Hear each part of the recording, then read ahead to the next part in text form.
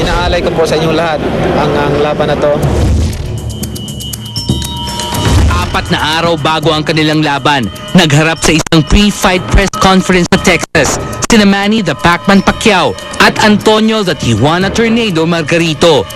Binaliwala ng fighting congressman from Sarangani ang chismis na hindi siya 100% ready para sa nakatakdang laban bukas. My concern is how we can give a good fight to the people who are going to watch on Saturday. Malaki ang kalaban natin pero kaya natin ito pag nagkaisa tayo. Dasal lang po tayo sa Panginoon at siya na ang bahala sa taas ng ring.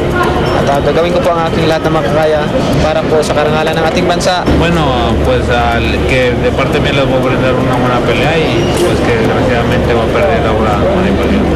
Sakaling masungkit ni Pacman ang WBC Super Welterweight title, he'll be the first boxer in history to win 8 championship belts in as many weight classes. It will be a great fight. You know, all the Filipinos are going to be glued to the television throughout the entire country and all over the world. Wherever Filipinos are, it will be a great night.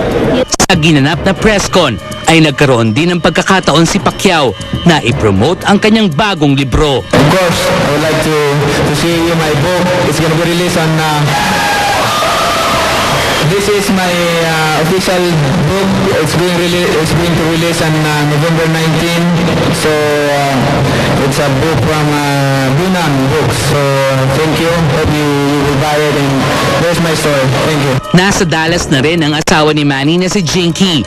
Gayon din si Mami Junisha na sa unang pagkakataon ay manonood ng laban ng kanyang anak at ringside. Hello Philippines! Alam ko, naghintay kayo sa pag-amin na ang laban ni Manny. Naghintay kayo, alam ko, excited kayo. No problem, tulong-tulong lang tayo. Samantala, sa kabila ng kanyang mabigat na responsibilidad bilang kongresista, tiniyak ng People's Champ na wala pa siyang balak magretiro sa boxing. Last fight yun ba to, Sir Manny? Last fight yun ba to? Hindi pa. Hindi pa. Ang Pacquiao versus Margarito ay eksklusibong mapapanood bukas ng umaga dito sa GMA7.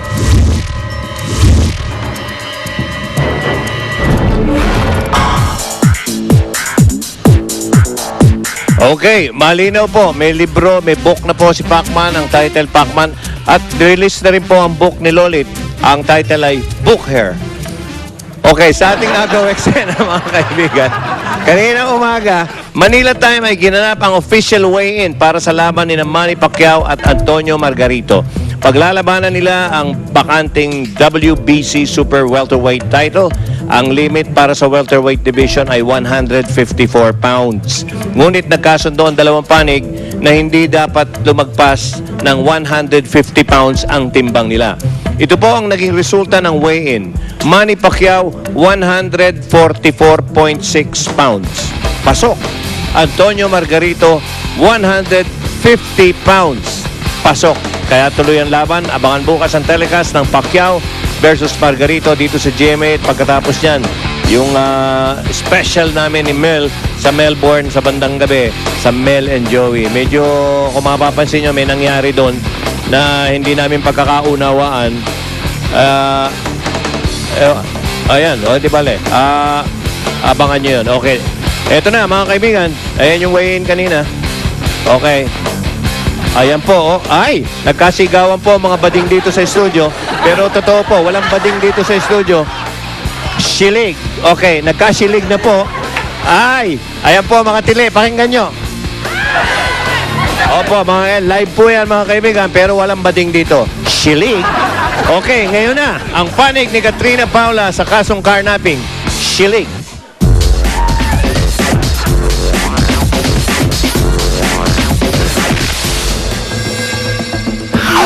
Sobrang emotionally talaga, na naapektuhan ako, pati yung mga anak ko.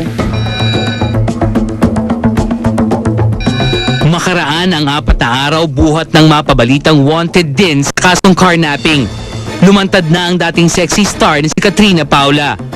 Kasama ng kanyang abogado, inamin ni Katrina na totoong nagtago siya dahil sa takot na siya ay pinaghihinalaang sangkot sa sa umano'y carnapping group ni Raymond Dominguez.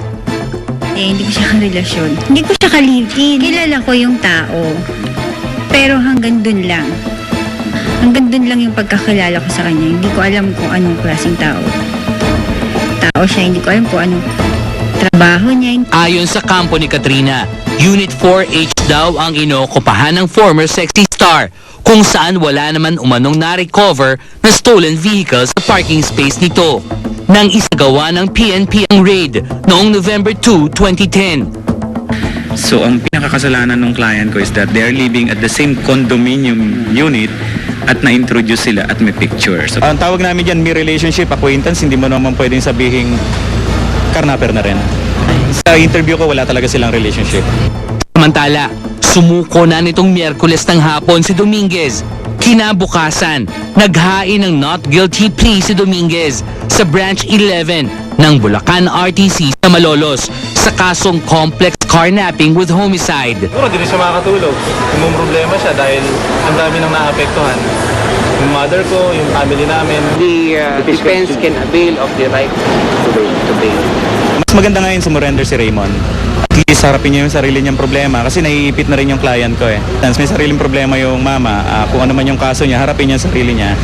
Kasi si Miss Katrina, definitely may haharapin problema. So kanya-kanya kaming problema. Nag-check kami sa DOJ kahapon. As of 1:30 PM, wala pa naman yung sinasampay yung PNP against Raymond and Katrina Paula. Hindi naman itinanggi ni Katrina na labis siyang naapektuhan sa pagkakadawit niya sa kaso. Sobrang emotionally talaga, na naapektuhan ako, pati yung mga anak ko. Kasi ayaw pumasok sa school ng anak ko. Dahil, syempre, hindi mo maalis sa ibang bata, sa teacher, nakakilala na ako yung parents nila. I advise her na wag muna lumabas kasi lately napupunan namin na kahit sa bangko niya, kahit sa school niya, may sumusunod na pulis eh. So to prevent yung further harassment. Sa file interview ng StarTalk TX kay Katrina, nakuha sa PMPC Star Awards for Music na ginanap noong October 10, 2010. Minsan nang itinanggi ni Katrina ang pagkakaroon niya ng live-in partner na sangkot umano sa car theft. Meron siyang ka-live-in na carnaper na baka ganyan-ganyan. Wala akong idea. Hindi ka affected, hindi mo nanganganapin kung sino. Hindi kasi hindi naman totoo, tsaka hello? Nakakatawa, nakakaloka. Ayon sa mga eksperto, yamado si Manny Pacquiao kay Antonio Margarito. Sa anong paraan tatapusin ni Pacquiao ang laban? Letter A, knockout. B, decision. To vote, just type react space A or B and send it to 4627. At kung hindi pa kayo nakakapag-register, just type react space on and send it to 4627 for all networks. Oh, ano pang hinihintay nyo? TX na!